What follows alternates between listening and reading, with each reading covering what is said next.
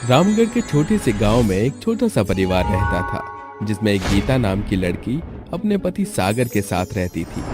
वहीं दूसरी तरफ गीता की एक माँ भी थी, जिसका इस दुनिया में गीता के अलावा और कोई नहीं था। गीता अपने परिवार के साथ साथ अपनी माँ का भी ध्यान रखती थी और कभी कभी तो वो अपनी माँ को अपने घर ही बुला लिया करती थी।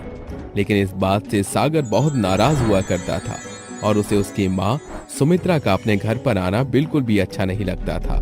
गीता की शादी को पूरे 2 साल हो गए थे और उसके बाद उन्हें एक प्यारा सा बच्चा हुआ था। कुछ महीने तो गीता बच्चे को जैसे तैसे करके संभाल लेती है, लेकिन कुछ दिन बाद वो अपनी माँ सुमित्रा को अपने घर बुला लेती है। माँ, मुन्ना अभी बहुत छोटा है और मैं उसकी देखभाल नहीं कर पाती हूँ। मुझे सागर जी को भी देखना होता है। आप कुछ दिन के लिए मुन्ना को संभाल लीजिए। चिंता मत करो बेटी, मुन्ना मेरा भी तो बच्चा है, मैं उसका अच्छे से ख्याल रखूंगी। तुम अपने काम कर लो। गीता बाकी घर के काम करने लगती है। तभी सागर ड्यूटी से वापस घर आता है। जब वो घर में सुमित्रा को देखता है तो आग बबूला हो जाता है और इसी वजह से वो गीता के ऊपर चिल्लाने लगता है। गीता, गीता कहाँ मर गई तुम? अरे अभी तक खाना भी नहीं बनाया है। मैं ड्यूटी से आ गया हूँ, मुझे भूख लगी है। अजी, आप इतना गुस्सा क्यों हो रहे हो? मुझे 5 मिनट दीजिए, मैं अभी आपको खाना परोस देती हूँ। खाना तो मैंने पहले ही बना दिया था।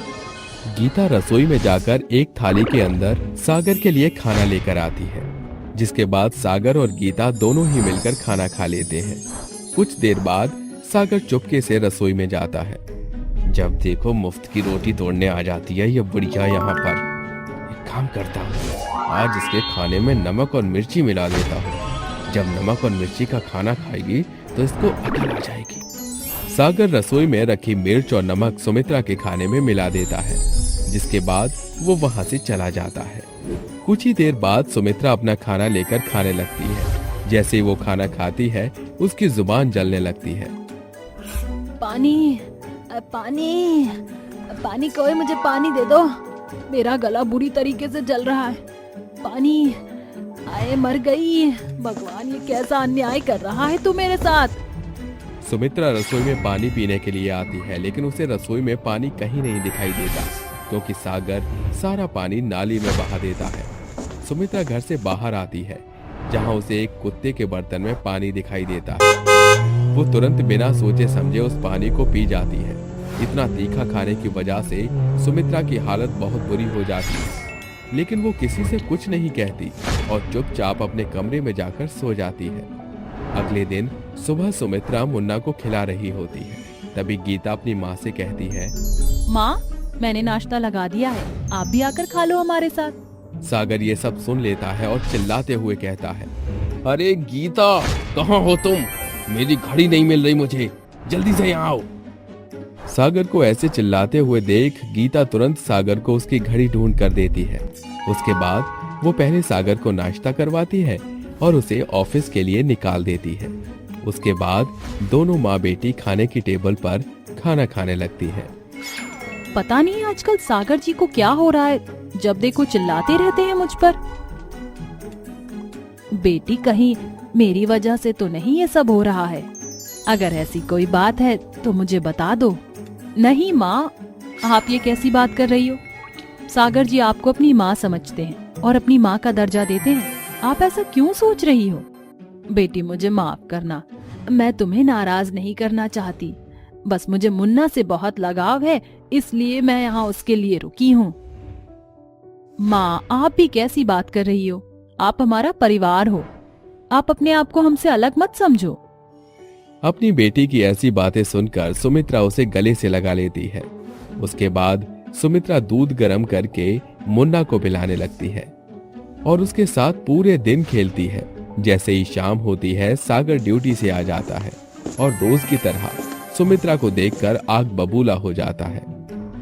अब तो हद हो गई, ये बुढ़िया हमारी जिंदगी से निकलने का नाम ही नहीं लेती। मुझे कोई ना कोई तो उपाय निकालना ही होगा। सागर सुमित्रा को मारने का प्लान बनाने लगता है और सबके सोने के बाद वो सुमित्रा के कमरे में जाता है। बहुत हो गया तेरा ड्रामा, अब तो मेरे और मेरे परिवार से हमेशा हमेशा के लिए यहाँ से चली जा। ये सोचकर सागर सुमित्रा का तकिए से मुंह दबा देता है, जिसके बाद सुमित्रा की सांस बंद हो जाती है और उसका दम घुटने लगता है। वो मर जाती है। उसके बाद सागर सोने के लिए वहां से चला जाता है, लेकिन सुमित्रा एक चुड़ैल बन जाती है। रात के समय सभी सो रहे होते हैं, तभी चुड़ैल नानी को मुन्ना के रोने की आवाज आती है। अरे ये तो मुन्ना के रोने की आवाज है, लगता है सब लोग सो रहे हैं।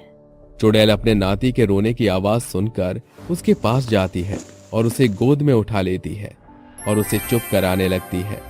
चुड़ैल को देखकर मुन्ना भी चुप हो जाता है, क्योंकि वो अपनी नानी को पहचान लेता है। चुड़ैल नानी पूरी रात मुन्ना के साथ खेलती है और उस दिन के बाद से ऐसे ही मुन्ना जब भी रोया करता था, चुड़ैल नानी उसे चुप करवाने के लिए उसके पास आ जाया करती थी। एक दिन मुन्ना खेलते बालकनी से नीचे गिरने ही वाला होता है, तभी चुड़ैल नानी उसे गिरने से बचा लेती है। जिसके बाद सागर और गीता की नजर चुड़ैल नानी पर पड़ती है। वो दोनों भागते हुए आते हैं और गीता सुमित्रा को देखकर रोने लगती है। माँ मरने के बाद भी आपने हमारी इतनी मदद की, मुझे तो विश्वास ही नहीं होता कि मैं आपको दोबारा से अपने सामने देख पा रही हूँ। आपका बहुत बहुत शुक्रिया माँ। जब सागर चुड़ैल नानी को देखता है तो उसे अपने किए पर बहुत पछतावा होता है और वो चुड़ैल नानी से कहता है, माँ जी मुझे माफ कर दो, मैंने आपके साथ बहुत ही बुरा बर्ताव किया। मेरे किए की तो कोई सजा भी नहीं है। मुझे अपने किए पर बहुत शर्मिंदगी हो रही है। जो गलती मुझसे हुई है मैं उसका कैसे पश्चाताप करूं, मुझे समझ नहीं आ रहा। इसलिए मैं आपसे माफी मांगना चाहता हूं, हो सके तो मुझे माफ कर देना। नहीं बेटा, तुम्हें अपने किए पर पछतावा है, मेरे लिए इतना ही काफी है। तुम्हें माफी मांगने की कोई जरूरत नहीं है, लेकिन मेरे मुन्ना का ध्यान रखो। मुझे मेरा मुन्ना मेरी जान से भी प्यारा है। गीता और सागर दोनों ही चुड़ैल नानी के आगे हाथ जोड़कर खड़े हो जाते हैं, जिसके बाद चुड़ैल नानी वहां से हमेशा हमेशा के लिए चली जाती है। अब गीता और सागर दोनों ही अपने मुन्ना की अच्छे से देखभाल करने लगते हैं और कभी कभी चुड़ैल नानी अपने नाती को देखने के लिए आ जाया करती है। ऐसे ही और मज़ेदार वीडियो देखने के लिए हमारे चैनल निखिल स्टोरी को सब्सक्राइब करें।